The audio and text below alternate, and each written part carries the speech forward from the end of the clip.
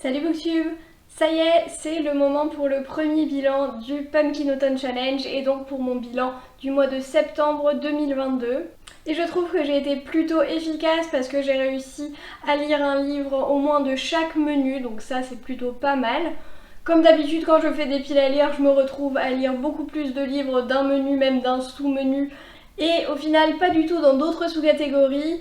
J'essaye au maximum de répartir, mais bon, ça dépend un peu de mon mood et de ce que j'ai envie de lire à ce moment-là, donc au final, je m'en fiche un petit peu. J'ai déjà plus ou moins pour moi réussi mon challenge, puisque j'ai lu un livre par menu, j'aimerais bien lire un livre par sous-catégorie, mais ça va dépendre de mes lectures de octobre et novembre. Et donc pour fêter ce Pumpkin Autumn Challenge, je vais vous faire mon bilan des lectures, pas par ordre chronologique comme je le fais d'habitude, mais par rapport au Pumpkin Autumn Challenge et aux sous-catégories, donc dans l'ordre des menus. Je dois avouer que le mois de septembre a été un mois avec des lectures assez hétérogènes. Beaucoup de livres où je suis assez mitigée, où j'ai vraiment pas été totalement satisfaite de ma lecture et même un que j'ai abandonné. Mais heureusement, il y a quand même eu deux très très bonnes lectures dans ce mois de septembre. C'est ce qui m'a donné un petit peu envie de lire autant. Et donc sans plus attendre, parce que j'ai pas mal de livres à vous présenter, on va commencer tout de suite. On commence d'emblée par la plus grosse déception de mon mois et donc le livre que je n'ai pas terminé. Et il s'agit donc du premier menu Automne frissonnant avec la première sous-catégorie même, Ghost Hunt. Et pour ça j'ai lu The Ghost of Midnight Lake de Lucy Strange, qui est un livre de fiction historique paranormale un peu fantastique, qui n'a pas encore été traduit en France, et j'ai lu à peu près jusqu'à 60-70% du livre avant d'abandonner. Dans ce livre, on va suivre une jeune noble du XXe siècle qui, à la mort de son père, se retrouve jetée de la maison par son cousin qui devient donc l'héritier du domaine, et elle est recueillie par un fermier dans un petit cottage et elle doit un petit peu s'adapter à cette vie, et au passage elle va découvrir que le lac auprès duquel elle a toujours grandi est hanté, et ce qui doit théoriquement l'aider à accepter sa nouvelle vie. J'ai été vraiment extrêmement déçue de ce livre, c'est pas du tout ce que j'attendais. C'est vrai que ça reste un livre jeunesse, il s'agit d'une jeune fille de 11-12 ans, donc voilà, c'est vraiment pour les plus jeunes, mais même là j'ai trouvé que ça manquait franchement de qualité. J'attendais un truc bien spooky, avec des fantômes, avec une ambiance, et finalement en fait le côté paranormal, en fait j'en ai vraiment pas eu, j'en ai pas vu du tout. Je me doute que ça arrive à la fin du livre, mais j'ai quand même poussé jusqu'à plus de la moitié, et on n'a vraiment eu aucun truc paranormal. Ça commençait tout juste à être suggéré par l'autrice, donc moi qui cherchais vraiment quelque chose pour l'ambiance de l'automne, j'ai été très déçue par rapport à ça. Et à la place de ce côté un petit peu spooky, un petit peu fantastique, fantasmagorique, j'ai eu une gamine insupportable qui est extrêmement mal développée, j'ai trouvé. En fait, au début, elle a une réaction plutôt adaptée qui fait qu'elle ne sait pas comment faire pour s'ajuster à sa vie, et donc elle est un petit peu à se plaindre tout le temps, à ne pas vouloir faire les tâches ménagères, etc. Bon, une fille noble du 19e siècle. Et d'un coup, en fait, sans aucune progression, sans aucun développement, en fait, elle se met à changer complètement, vouloir faire toutes les tâches, à vouloir aider à la ferme, enfin voilà. C'est vraiment aucune progression dans son histoire, dans son arc narratif. J'ai vraiment eu l'impression d'avoir deux protagonistes différents. À environ la moitié du livre, en fait, elle change totalement de personnalité, et ça, j'ai trouvé ça hyper dommage. On est très ancré dans ses propres pensées, on a très peu d'autres personnages qui gravitent autour d'elle. Donc voilà, on est vraiment uniquement sujet à ce qu'elle pense. Et donc quand le personnage est mal développé et un petit peu insupportable au début notamment, c'est difficile de s'accrocher à sa lecture, et elle m'a un petit peu trop agacée. Je n'ai pas vu d'autres points très positifs dans le livre, donc c'est pour ça que j'ai décidé de l'arrêter. Après, évidemment, je ne suis pas le public cible pour ce genre de texte. Il s'agit d'un texte de jeunesse pure, pas du young adulte, donc c'est vraiment du middle grade. Donc évidemment, je ne suis pas le public cible, mais je pense qu'avec un tel début, une telle prémisse, ça aurait été possible de faire quelque chose de beaucoup plus intéressant. Donc je trouve ça extrêmement dommage, et du coup je lui ai mis la note de 1 sur 5. L'anglais est très facile et je lui ai mis la note de 2,5 sur 5. Si jamais avec cette review ça vous donne envie de le lire, ce que je ne pense pas. Toujours pour ce premier menu automne frissonnant, pour la dernière sous-catégorie, les Sakuma Drops au milieu des lucioles, j'ai lu Forbidden de Tabitha Suzuma, qui a été traduit il y a plusieurs années maintenant sous le même titre aux éditions Milady par Florence Moreau. Dans ce texte, on va suivre la relation entre un frère et une sœur, donc Laurane et Maya, qui, suite au départ de leur père et à l'abandon graduel de leur mère qui souffre de problèmes d'alcoolisme et qui n'a clairement pas envie de s'occuper de sa famille, en fait les deux adolescents se retrouvent à devoir gérer leurs 3 petits frères et sœurs, donc une en maternelle, un en primaire et un adolescent à la fin du collège. Et en fait c'est les 2 plus grands qui doivent faire tout à la maison et donc ils sont un petit peu les chefs de famille. Et dans ce contexte, on va suivre leur relation qui va grandir alors qu'ils vont tomber amoureux l'un de l'autre, et donc c'est une relation d'amour entre un frère et une sœur. Ça paraît assez étrange dit comme ça, mais je rejoins, j'avoue, les nombreuses critiques que j'avais déjà vues, et c'est une histoire qui est quand même assez bien faite au niveau de la romance, j'ai trouvé. Évidemment, ça reste une romance entre frères et sœurs, donc je pense que c'est difficile de les soutenir à 100%, on reste un petit peu partagé sur la relation, mais je trouve que c'est bien amené. On comprend d'où ils viennent, pourquoi ils ont ces sentiments et qu'est-ce que ça leur apporte à tous les deux. Je trouve que c'est très bien fait par rapport à ça sur le plan du développement des personnages, de la relation. Je trouve qu'elle est quand même assez jolie, même si je shippais pas totalement non plus vu le contexte. En tout cas, ce qui est sûr, c'est que c'est une lecture qui fait énormément réfléchir à nos tabous dans notre société, des relations entre un frère et une sœur, puisque si historiquement c'était logique d'interdire ce genre de relations à cause des risques de maladies génétiques, à l'heure actuelle, honnêtement, avec la contraception, ce tabou peut être remis en question puisqu'il n'y a finalement pas de risque pour la descendance, et c'est vraiment ça qui a rendu un peu par la force des choses ce genre de sujet tabou. D'ailleurs, dans d'autres civilisations, notamment l'Égypte antique, il était très commun de se marier et d'avoir des enfants avec son frère ou sa sœur, donc on voit bien que c'est aussi quelque chose de culturel. Je ne dis pas que c'est bien, que c'est mal, ça me paraît dans tous les cas très bizarre.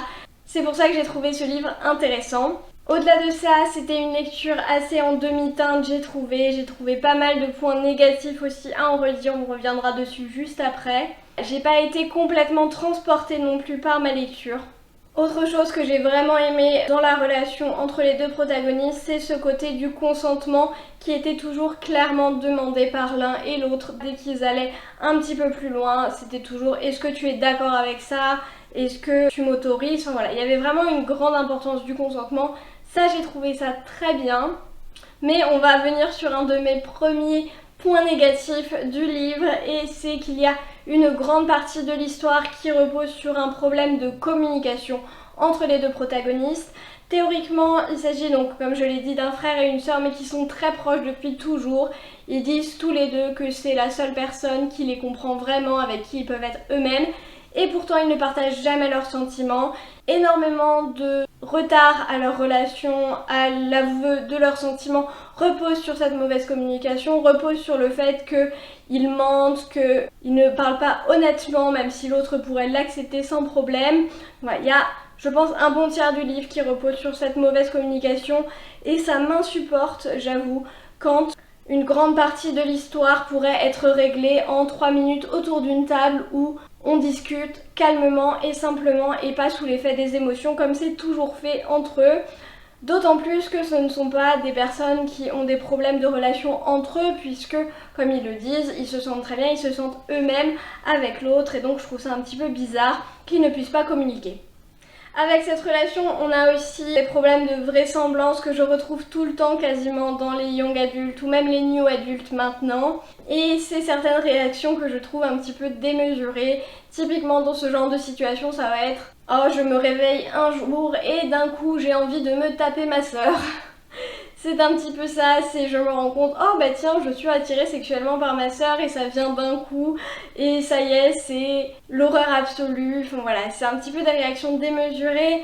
Et pareil, je trouve qu'il y a une idéalisation et une importance qui est mise au contact physique, même minime, parce que On est dans ce genre de relation où ça y est, ils ont presque un orgasme quand ils s'embrassent ou quand l'autre vient toucher au niveau du ventre, ça y est, c'est l'extase complète et rien ne compare à ce qu'on ressent en ce moment-là. Enfin voilà. Vous connaissez, je pense, vous avez déjà lu ce genre de texte. Moi, ça me fait vraiment lever les yeux au ciel. Je trouve que c'est pas crédible. Personne n'a un orgasme juste quand on vient toucher son cou. Enfin voilà. C'est pas très bien fait pour ça, je trouve. Après, c'est quelque chose qu'on retrouve très fréquemment. Ça m'a gênée 2 ou 3 fois. Je voulais en parler parce que ça m'a dérangé un petit peu, mais c'est pas ça qui m'a fait arrêter ma lecture.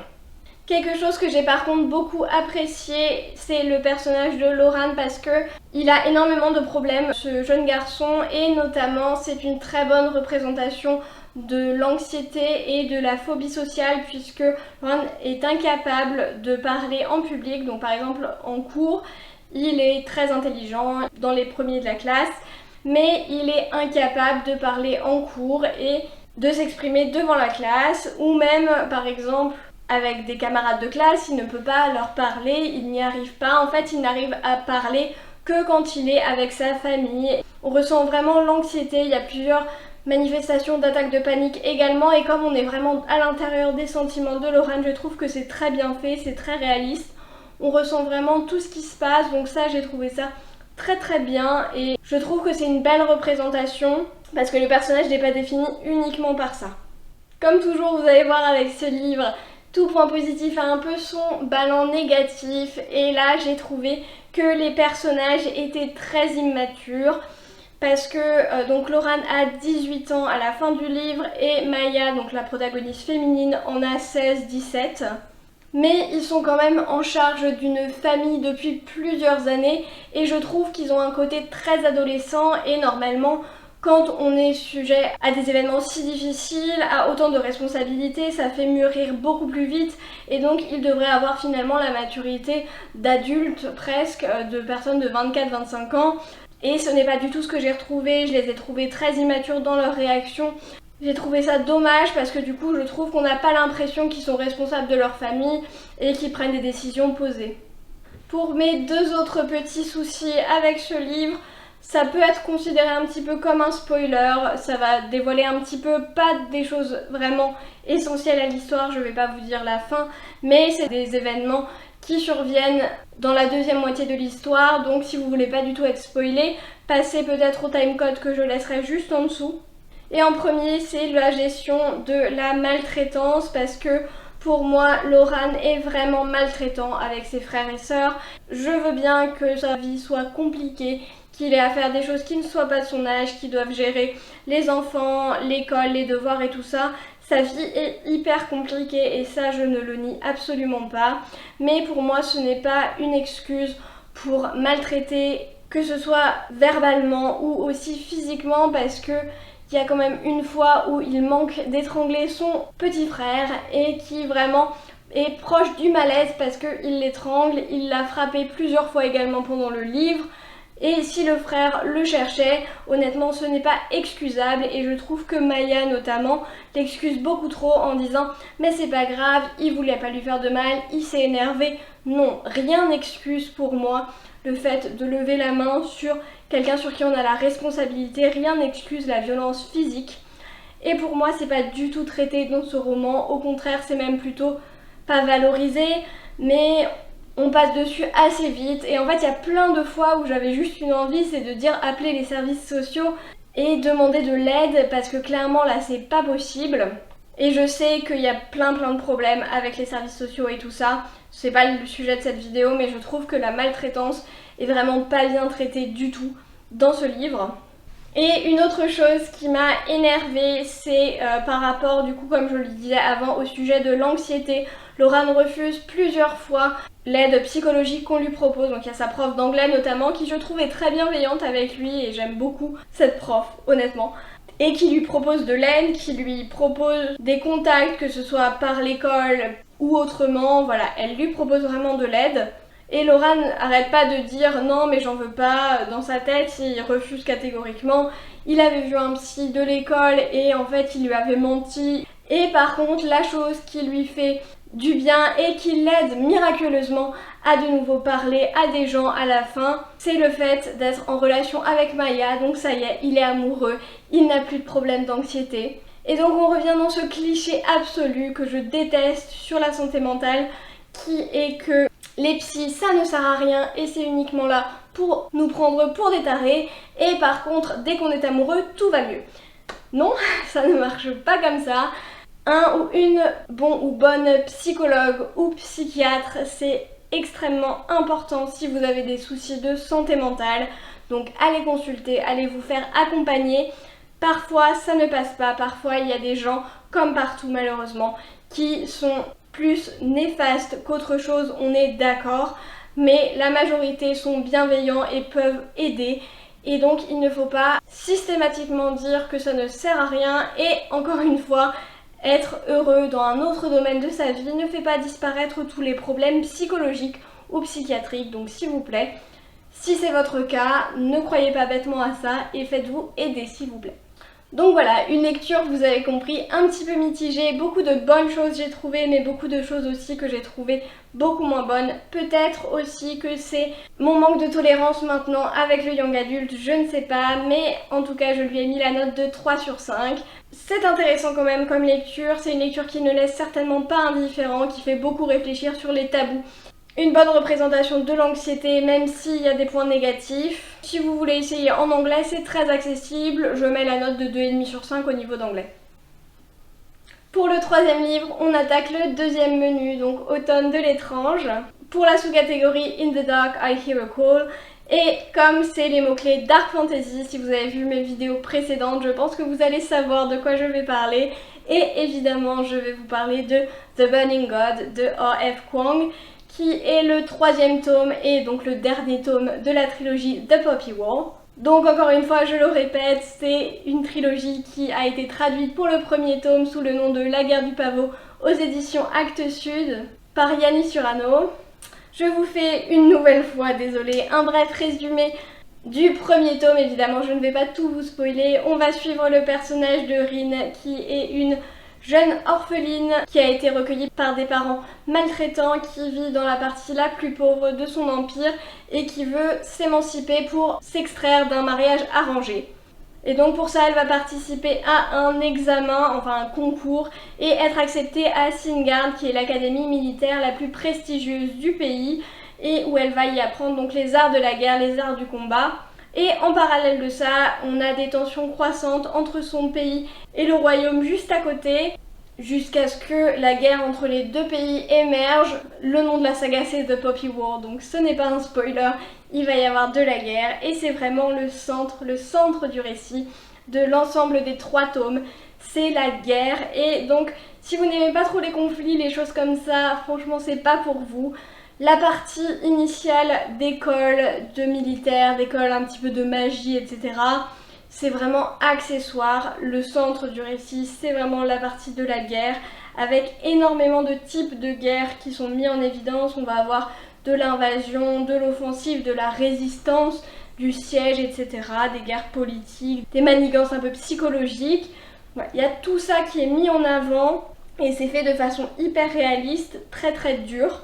Du coup avec une violence incroyable, vraiment des scènes très très graphiques qui ne sont jamais là juste pour faire de la violence, c'est vraiment pour représenter toute l'horreur de la guerre et l'horreur notamment qu'ont vécu les Chinois pendant le XXe siècle, puisque cette trilogie, comme je l'ai dit dans ma vidéo dédiée, une représentation de l'histoire de la Chine au XXe siècle, il y a énormément de parallèles qui sont faits, je ne vais pas tous les redétailler ici. Si ça vous intéresse un petit peu et que vous ne l'avez pas vu, allez voir ma vidéo review sur l'ensemble de la trilogie, elle est sans spoiler, donc vous pouvez y aller les yeux fermés. Mais en gros, vous l'avez compris je pense, si vous avez regardé plusieurs de mes vidéos, c'est une saga que j'adore, vraiment, elle est incroyable. J'ai rarement vu un roman de high fantasy qui m'a autant marqué, qui m'a autant retourné, que ce soit au niveau de la représentation de la guerre, de ce que ça m'a appris aussi sur l'histoire et aussi au niveau de ses personnages, parce que on suit vraiment des personnages qui sont des anti-héros absolus et qui prennent des décisions catastrophiques, qui ont des conséquences immenses, avec des personnages qu'on a du mal à apprécier, mais qui sont hyper bien développés et franchement c'est une lecture qui est absolument géniale, ça va vous retourner, je pense qu'on n'en sort pas indifférent et que c'est une lecture qui va rester dans beaucoup de mémoire je pense. Moi j'en ai déjà assez parlé je pense dans toutes mes vidéos, donc évidemment ce tome là je lui ai mis la note de 5 sur 5. C'est un anglais qui est assez difficile et on n'est pas sûr de la traduction des tomes 2 et 3. Si vous êtes à l'aise avec l'anglais vous pouvez y aller, si débuter en lecture en VO je pense pas que ce soit une bonne idée, c'est un petit peu difficile, j'ai mis la note de 4 sur 5 au niveau d'anglais. Et si vous voulez en savoir plus, n'hésitez pas à aller voir donc ma vidéo dédiée. On va changer un petit peu de registre avec un truc un peu moins sombre et je vais aller sur le troisième menu qui est Automne, douceur de vivre et la première sous-catégorie, la maison Sangster. Enfin, il était temps, j'ai lu un roman francophone, enfin plutôt j'ai écouté puisque du coup c'est un livre que j'ai fait en audio donc c'est pour ça que je l'ai mis dans cette catégorie. Il s'agit de Tu comprendras quand tu seras plus grande de Virginie Grimaldi où on va suivre le personnage principal qui vient de perdre son père et sa grand-mère et qui depuis en fait s'est un petit peu perdu dans le deuil, dans la tristesse et dans la dépression et donc elle a envie de changer de vie radicalement et comme elle est psychologue, elle va devenir travailler dans une EHPAD et quitter un petit peu toute sa vie d'avant, quitter Paris où elle habitait pour retourner plus proche de la mer et donc pouvoir un petit peu travailler dans cette EHPAD même si elle n'aime pas les personnes âgées. Encore une fois, et c'est un peu le thème de cette vidéo, je suis un petit peu partagée sur ce livre parce qu'il y avait vraiment des très beaux messages. C'est un livre qui est, je trouve, très émouvant, avec des moments marquants, des moments qui m'ont fait rire, qui m'ont émue, mais qui sont un petit peu trop marqués, qui manquent clairement de subtilité. Pour moi, l'autrice a toujours un même défaut, c'est-à-dire qu'elle va présenter une situation qui va nous émouvoir, qui va nous faire ressentir plein de choses et après le protagoniste, donc la narratrice, va nous expliquer quelles leçons on est censé retenir de cette situation, qu'est-ce qu'on doit en penser et en fait du coup on n'a pas le loisir nous-mêmes d'en ressortir ce qu'on choisit. On n'a pas le loisir de trouver ce qu'on veut dans ce livre, en fait c'est on nous offre les messages et on nous les donne. Par exemple, je vais vous donner un truc qui revient plusieurs fois dans le livre. Par exemple, à un moment, il y a une personne âgée qui va mourir, donc c'est une EHPAD, c'est assez classique. Donc il y a tout ce côté d'émotion des autres résidents, d'émotion même de la protagoniste puisqu'elle la connaissait bien. Et donc on a toute cette scène qui est très jolie où tout le monde va un petit peu rendre hommage à la personne qui les a quittés. Et donc ça, j'avais trouvé ça très émouvant, très beau, très simple et ça se serait arrêté là, ça aurait été parfait. Sauf que la protagoniste a dû s'épancher pendant plusieurs lignes, voire dizaines de lignes, sur le fait que bah oui, c'est triste quand une personne âgée meurt, c'est pas parce qu'elles sont âgées que les gens ne peuvent pas avoir des émotions et qu'il faut respecter ses aînés et qu'il faut comprendre que c'est quand même triste, blabla. Et j'étais un peu en mode oui, j'ai compris. Et du coup, je trouvais que ça me sortait du récit. En fait, j'avais l'impression qu'on voulait me faire la morale, que c'était un petit peu une fable en fait. C'est à la fois le texte et l'explication de texte en un roman. Donc j'ai trouvé ça vraiment dommage parce que je trouve que ça sort vraiment des émotions, ça sort de l'histoire. Et encore une fois, on n'a pas le loisir de retenir ce qu'on veut d'un livre. Et moi, je trouve qu'un livre, c'est évidemment un texte, mais c'est aussi un lecteur. Et un lecteur doit en prendre ce qu'il a envie d'en prendre et en retenir ce qu'il a envie. L'auteur ou l'autrice ne doit pas contrôler ce que le lecteur ou la lectrice ressent en lisant le livre et ce qu'il va en retirer. Donc voilà, c'était mon gros point négatif, sauf que le problème c'est que vu que c'est un livre qui est concentré sur l'évolution du personnage, sur sa guérison aussi par rapport au deuil, par rapport à qui elle est devenue, par rapport à la dépression, tout ça, et bien en fait il y a beaucoup ce genre de choses et ça revient vraiment tout le temps et c'est quelque chose qui m'a vraiment gênée au fil de ma lecture et heureusement finalement que je l'ai écouté parce que ça me permettait de fractionner un petit peu plus ma lecture aussi.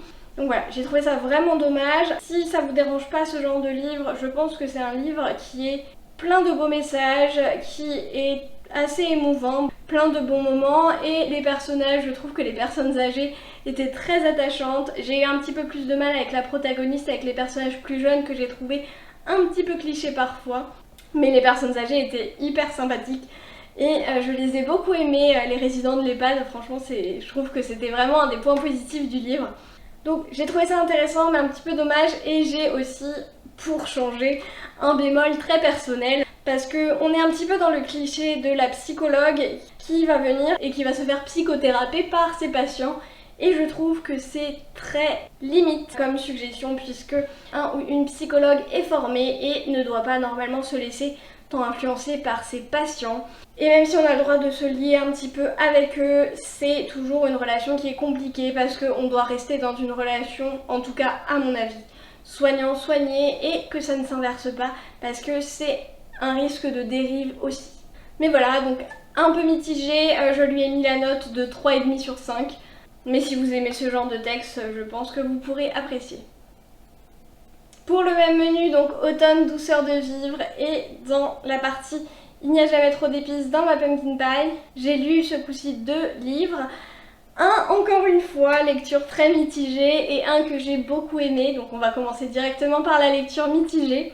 Et il s'agit de Sous les sabots des dieux, le tome 1 par Céline Chevet, qui a été publié aux éditions du Chat Noir. Je suis extrêmement déçue d'avoir peu apprécié ce livre, puisque j'avais déjà lu La fille qui traçait les nuages de Céline Chevet, et j'avais absolument adoré ce livre. Mais pour celui-là, c'est vraiment pour une raison bien particulière et qui n'engage honnêtement que moi. Ce n'est pas, je pense, un véritable défaut en soi du livre, c'est vraiment aussi mon ressenti personnel, je vais vous expliquer ça. Donc Sous les sabots des dieux est une duologie qui se passe en Corée aux alentours du 7e siècle. Et on va suivre le personnage de Hanul, qui est une jeune prêtresse et qui va se retrouver un peu par la force des choses propulsée au titre d'apprentie grande prêtresse. Donc c'est la personne que les dirigeants vont venir solliciter pour avoir des augures, des prédictions, faire tomber la pluie quand il y a une sécheresse, etc. Donc elle a un rôle très important, et vous vous doutez bien que si les dirigeants ne sont pas contents avec cette personne, ça se passe pas très bien pour elle. Donc une grosse responsabilité. Et en fait on va devoir suivre un petit peu comment Hanul va gérer cette responsabilité et cette propulsion à ce rang qui est un petit peu trop important pour elle. Du coup, comme je le disais avant, j'ai été hyper déçue par ce livre. Je pense que c'est pas du tout ce que j'en voulais. Initialement, ce que j'espérais et ce que j'aurais adoré avoir, c'est de l'intrigue politique de Corée, parce qu'on voit que Céline Chevet a fait énormément de recherches, qu'elle connaît très bien cette ambiance, cet univers, et du coup c'est super intéressant.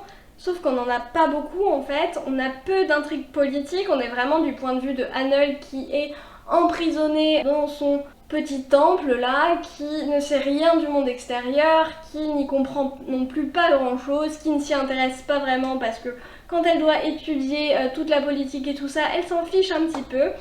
Et donc on est un peu laissé sur notre faim, je trouve, parce que moi j'avais envie de savoir plein de trucs. En fait j'avais envie de suivre les dirigeants, d'avoir une intrigue de fantaisie politique adulte pure et dure, et d'avoir toutes les intrigues de cours de la Corée. Quand on nous en parlait dans ce livre, c'était vraiment ce qui m'intéressait le plus. Et après on revenait au personnage de Hanul, qui ne m'a pas passionnée, on va dire, puisque j'ai passé, je pense, le livre à rager après Hanul, qui est insupportable. Je trouve qu'elle est très immature pour son âge. On peut dire que c'est parce qu'elle a été enfermée dans un temple toute sa vie, mais elle est quand même réputée pour être très intelligente, elle a fait des études, enfin elle étudie en tout cas pour devenir la grande prêtresse, et pourtant elle est d'une stupidité folle. Elle ne pense jamais aux conséquences de ses actes, et je trouve qu'elle est aussi très égoïste, même si elle ne se pense pas du tout ainsi. Par exemple, elle va demander à quelqu'un de faire quelque chose en disant si tu fais ça pour moi, alors on pourra faire ça. Et en fait c'est quelque chose qui est hyper dangereux pour l'autre personne et qui risque de le faire tuer. Enfin, elle pense pas du tout aux conséquences de ses actes, et elle utilise un petit peu les autres pour faire ce qu'elle a envie. Et elle se considère un petit peu comme la pureté incarnée, alors que clairement elle ne l'est pas. Et voilà, vraiment ce qui m'a gênée dans ma lecture, et ça c'est récurrent quand un personnage me sort par les yeux, et quand je déteste un personnage, je ne peux pas continuer, je n'arrive pas. Ça c'est quelque chose de purement personnel, parce que ce livre a énormément d'autres qualités, je trouve. C'est vraiment cette raison qui m'a fait arrêter, qui m'a fait lui mettre une note qui n'est pas très bonne, parce que vraiment je n'ai pas passé un excellent moment à cause de ça. Comme je l'ai dit avant, tous les moments où on se détachait un petit peu de Hannel, j'ai trouvé ça hyper bien, hyper intéressant. Et ce que j'ai trouvé hyper dommage aussi, c'est que du coup on était concentré là-dessus alors qu'il y avait des prémices hyper intéressantes et en fait il y a plein de fois où je me suis dit non mais là elle m'énerve trop, je vais arrêter le livre, et après il y avait un truc trop intéressant et je me disais ça a tellement de potentiel, c'est tellement bien. Et notamment, donc il y a la politique comme je l'ai dit avant, mais il y a aussi tout le côté des prêtresses qui décident en fait ce qu'elles vont dire. Et on est presque au-delà du côté fantasy qui fait qu'en fait la prêtresse apprend à Hannel à mentir, en fait à dire les dieux répondront pas toujours, et du coup c'est à toi de savoir ce que tu dois dire aux personnes. Et en fait la première scène par exemple, c'est donc il y a une sécheresse immense et en fait elles doivent faire une prière pour appeler la mousson. Elles ont appris à connaître les signes précurseurs de la pluie et en gros elles font dire que elles ont organisé cette cérémonie à tel moment parce que les dieux voulaient que ce soit à tel moment, mais en fait elles disaient non c'est juste parce que je savais que la pluie allait arriver demain. Et du coup en fait on voit qu'elles contrôlent au-delà des dieux et on perd presque ce côté fantasy, et ça j'ai trouvé ça hyper cool. Comment on peut être un petit peu le côté religieux entre guillemets et tirer les ficelles par derrière et savoir comment tirer les ficelles. Et finalement encore une fois le problème vient du protagoniste. Mais j'aurais trop adoré suivre la grande prêtresse déjà en action et voir comment elle pouvait influer la guerre, influer les conflits politiques, militaires et tout ça. Ça aurait été vraiment génial. Je pense que je n'ai pas non plus eu ce que je voulais de ce livre. C'était clairement trop jeunesse, je pense, pour moi, un traitement trop jeunesse. Et voilà, c'est ça qui a pêché. J'ai vu tellement de potentiel et ce n'est pas ce que j'en voulais.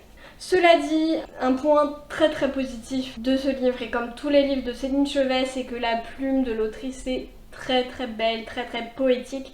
J'adore vraiment sa façon d'écrire et vraiment ça c'est un truc que je ne pourrais jamais décrire parce que vraiment son écriture est géniale. Et si vous voulez une très belle plume, foncez vers les livres de Céline Chevet. Si vous avez les mêmes problèmes existentiels avec les personnages que moi, peut-être pas celui-là, mais comme je disais, La fille qui traçait les nuages est un énorme coup de cœur. J'avais beaucoup aimé et c'est une histoire qui est totalement servie par la plume poétique de Céline Chevet. Et ce qui est certain, c'est que même si je n'ai pas aimé ce livre, je lirai les prochains de l'autrice et que ça n'engage que moi et c'est une très bonne autrice quand même. Et du coup, pour donner ma notation, je lui ai mis la note de 2,5 sur 5. Pour le deuxième livre de cette même sous-catégorie, j'ai enfin lu From Blood and Ash de Jennifer L. Armentrout, donc le premier tome de la saga de Romantasy qui a été traduit sous le nom du Sang et la Cendre aux éditions de Saxus, les fameuses, par Cécile Tasson. En résumé, on va suivre le personnage de Poppy qui est The Maiden, donc c'est une des personnes les plus importantes dans son royaume et qui doit rester pure et vierge, avec énormément de règles, donc elle ne peut pas sortir du château, elle doit toujours être voilée, etc. pour permettre au reste de sa population, des gens promis à un avenir, de devenir immortels, de devenir ce qu'on appelle des Ascended, je ne sais plus la traduction en français, et qui doit un petit peu gérer tout ça alors qu'elle va rencontrer un garde qui s'appelle Hawk et qui va un petit peu venir titiller son envie de relations physiques, on va dire. Voilà, c'est de la romantasy, je sais pas si j'ai besoin d'en dire beaucoup plus. C'est un livre qui est extrêmement connu, on l'a vu partout sur Booktube, sur BookTok et tout. Donc voilà, je vais pas en dire beaucoup plus, je vais dire mon avis personnel. J'ai passé un super moment avec ce livre, honnêtement, j'étais dans le mood pour de la romantasy, donc c'est pour ça aussi que c'est bien passé. Je me suis éclatée, je l'ai lu en 2 jours alors qu'il est assez long quand même. Il y a toujours évidemment ces côtés un petit peu ridicules, un petit peu clichés de la romantasy qui sont parfois assez risibles, mais je pense que si on lit ce genre de texte, on passe un peu en contrat tacite avec l'auteur ou l'autrice qui est d'accepter ces côtés un petit peu clichés, un petit peu ridicules du genre. C'est inhérent au genre, tout comme quand on lit de la romance, on sait que ça va être des scènes un petit peu improbables, un petit peu quiproquesques, voilà. Il y a des codes d'un genre et c'est quelque chose qu'on accepte quand on lit ce genre de livre. J'étais dans le mood donc ça ne m'a pas dérangée, je sais que je vais dans de la romantasy donc c'est pas grave, c'est parfait. Et comme je l'ai dit, je me suis éclatée donc ça n'a pas du tout gêné ma lecture. À un seul bémol près, c'est la première scène. Honnêtement, j'ai cru que j'allais refermer le livre et arrêter. Je suis très contente d'avoir continué, mais la première scène dans le bar, dans la taverne, dans le Red Pearl, où elle rencontre Hope pour la première fois sous son masque, j'ai cru que j'allais mourir de rire parce que j'ai trouvé cette scène un petit peu ridicule. Comme je l'ai dit avant dans Forbidden, on retrouve les mêmes clichés du « il m'embrasse 2 fois et je suis à la limite de l'orgasme ». Je trouve ça un petit peu ridicule toujours, pas très réaliste. Mais après, honnêtement, ça passe beaucoup mieux. Je trouve que par la suite, la relation est très bien développée, on s'y attache beaucoup. Les scènes romantiques, les scènes d'action sexuelle et de tension sexuelle sont très bien faites, honnêtement. Voilà, ça fonctionne très très bien. Pour moi, à l'exception de la première scène que j'ai trouvée trop forcée, trop ridicule. Mais après, on oublie ça et ça se passe très bien par la suite. J'ai beaucoup aimé le personnage, notamment le personnage de Poppy, parce que je trouve que finalement son questionnement est plutôt intéressant, même si ça tourne un petit peu en rond, c'est compréhensible. Toute sa vie, on lui a dit que son pouvoir et l'acceptation des dieux dépendaient de sa virginité, dépendaient de sa pureté. Et en fait, elle se retrouve à avoir ses envies et à devoir gérer avec ça, à se dire mais en même temps j'ai fait d'autres choses que je n'avais pas le droit de faire, et en même temps d'où ils ont le droit de m'interdire ça, mais en même temps j'ai quand même peur que les dieux ne m'acceptent plus, enfin voilà. En fait c'est un peu une déconstruction finalement de tout ce qu'on lui a appris toute sa vie, et ça je trouve que c'est bien et qu'elle prend ses décisions finalement et qu'elle accepte ses décisions. Une fois qu'elle a décidé quelque chose, et ben elle l'accepte et elle est prête à faire face aux conséquences, et ça je trouve que c'est pas si fréquent dans les livres de YA ou New Adult. Voilà, donc je trouve que c'est toujours bien et toujours intéressant, même si des fois elle regrette un petit peu. Une fois qu'elle prend une décision, elle l'assume et elle est prête à faire face aux conséquences.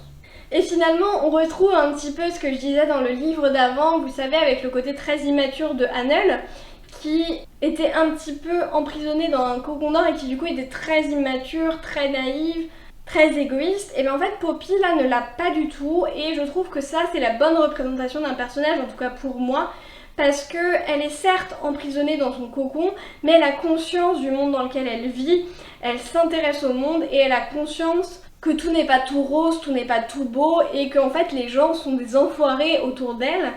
Et du coup elle se laisse pas faire, et au contraire elle en devient encore plus badass je trouve. Et donc ça fait du bien.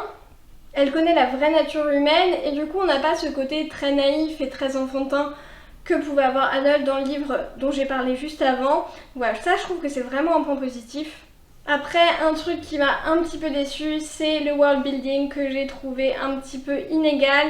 Il faut savoir que si Jennifer L. Armentrout a fait de nombreux livres et notamment de nombreuses romantaisies, c'est une des premières où elle va vraiment dans un univers totalement imaginaire. D'habitude elle fait plutôt de l'urban fantasy, mais là elle a vraiment essayé de faire un autre univers, mais ça se ressent qu'elle n'a pas l'habitude puisque le monde est pas très bien développé et la mythologie est je trouve un petit peu décevante, mais encore une fois ça n'engage que moi. C'est un premier tome donc c'est pas mal d'exposition et elle gère plutôt bien entre le niveau d'exposition et le niveau d'action et de développement des personnages, mais j'espère que du coup le world building va un petit peu s'étoffer dans les tomes suivants et que j'aurai un petit peu ce que je veux dans de la fantasy avec quelque chose d'un petit peu plus riche on va dire.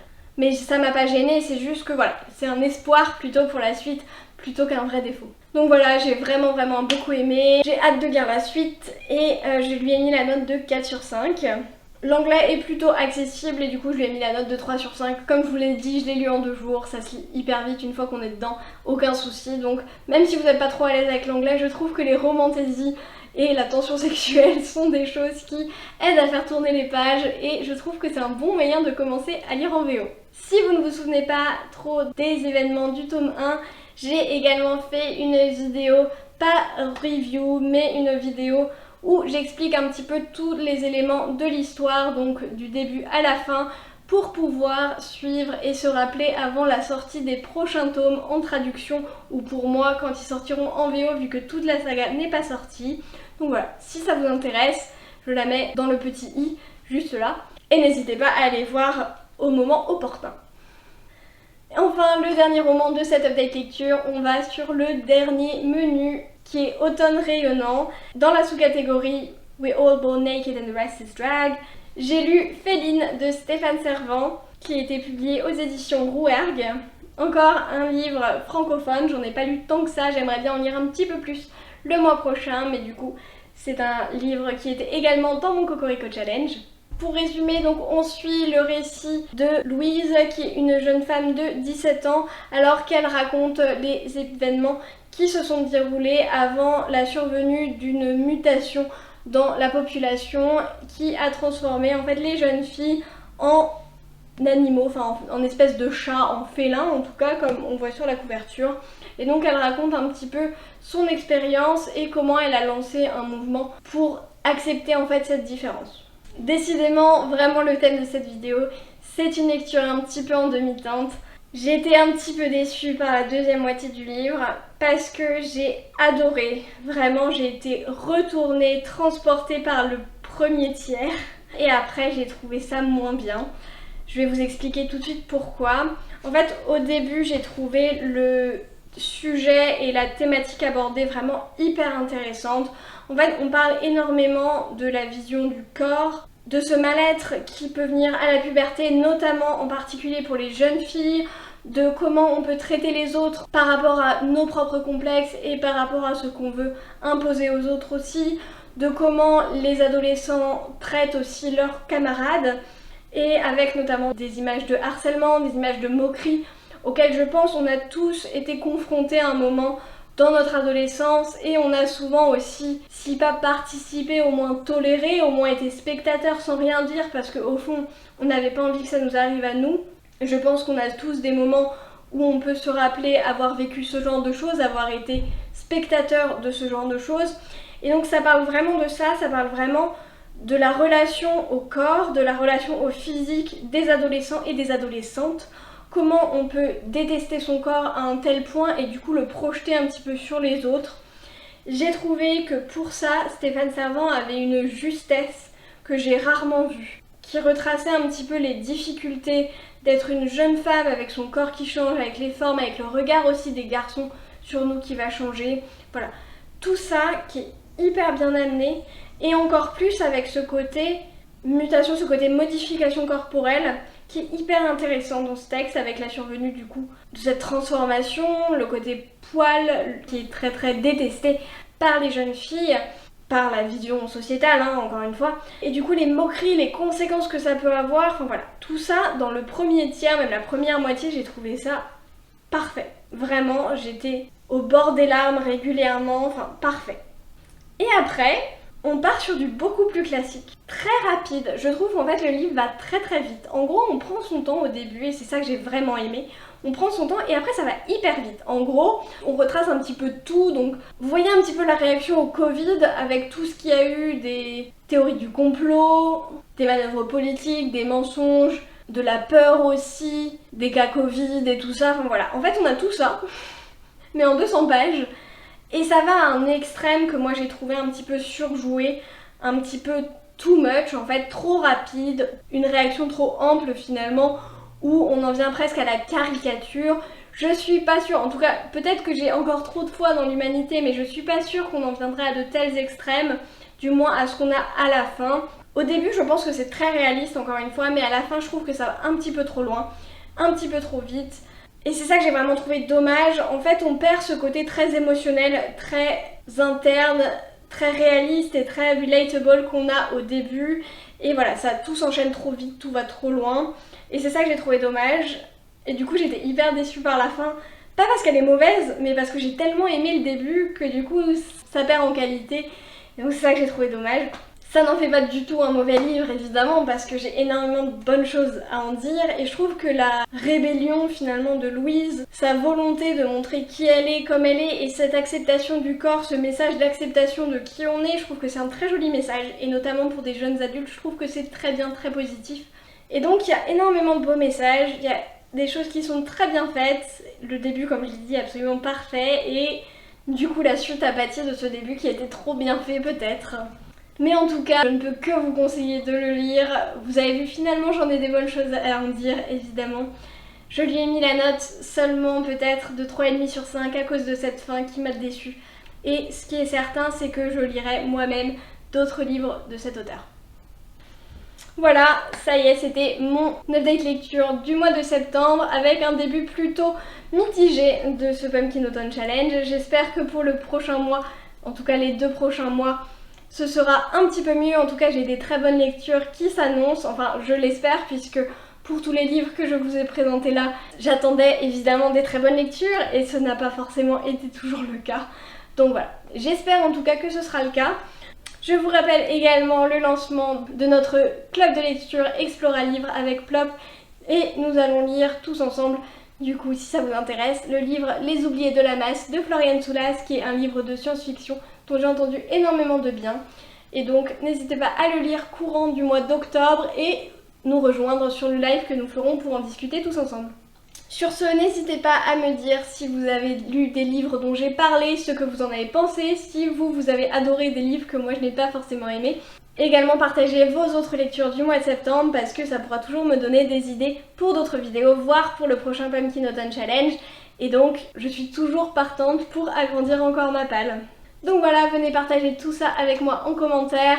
N'hésitez pas, ça me fera très plaisir de discuter de tout ça avec vous, bien évidemment.